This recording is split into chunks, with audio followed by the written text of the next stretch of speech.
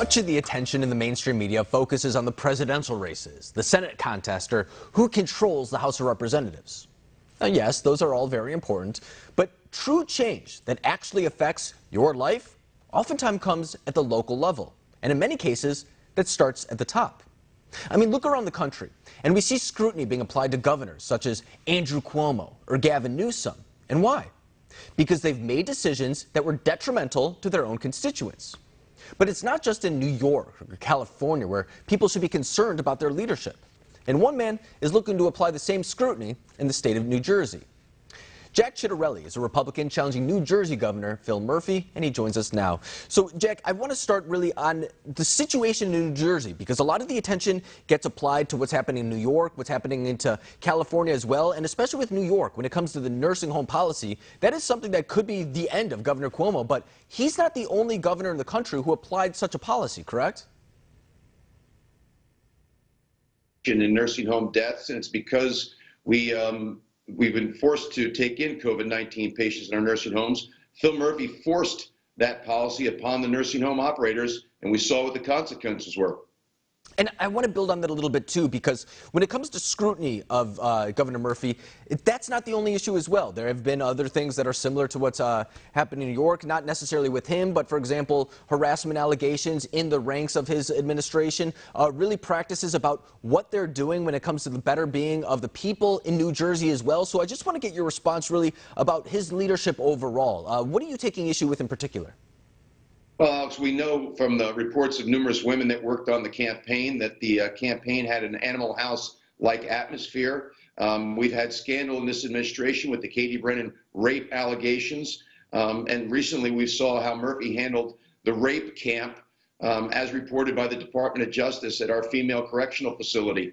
It seems that Murphy's always protecting powerful women, men, at the expense of women. So it's not what you would consider a stellar track record when it comes to females. No, and of course, everybody deserves due process, things of that nature, but I think the issue that many people have is that there hasn't been much scrutiny when it comes to these issues as well. I mean, of course, if this was Governor Ron DeSantis or something, I mean, it would be plastered across every single headline in tonight's news, but we know that's just not the case. So I want to get your input really on how you can help the people of New Jersey and really the issues that are important there, because I know that, I mean, oftentimes at the federal level, we'll talk about things that are make the headlines, things of that nature, but each state is individual in its own right. So what issues are you looking to implement in New Jersey?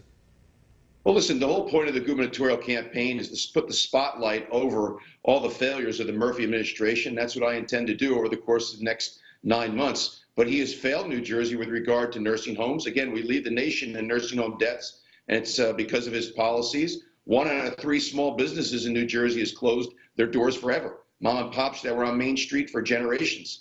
His lack of leadership has kept our children out of school. The data is clear. Remote learning doesn't work. The science is clear. It's safe to open schools. And the reality is clear. Parents want their kids, particularly elementary school students and special needs students, back in school. And also, he's botched the rollout of the vaccination. His policy is pretty much boiled down to this. If you want to get vaccinated, start smoking and get arrested. In Phil Murphy's world, we seem to put inmates before seniors and smokers before teachers. So that's where we intend, Alex, to put the spotlight. And I'm confident at the end of 9 months, the people of New Jersey will see there's a better way to go.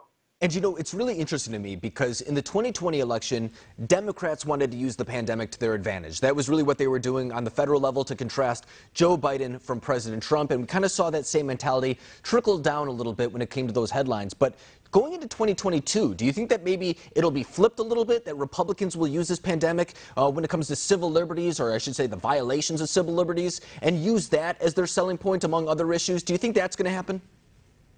Absolutely. I mean, we need to use the pandemic as part of the referendum, at least here in New Jersey, on Phil Murphy. And as we've seen from Florida and Ron DeSantis, leadership matters.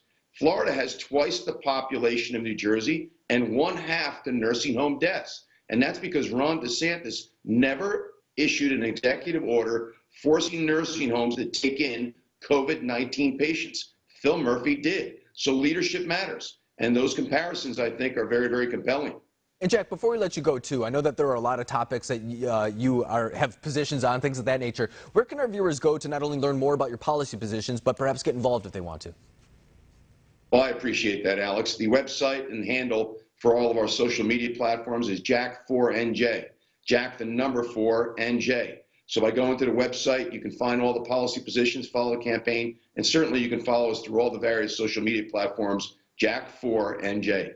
Jack Ciattarelli, I really appreciate you coming on the program tonight and shedding light on this state because it's not getting the same coverage as what's happening in New York, but as you laid out, very similar circumstances. Thank you for joining us. Alex, thank you.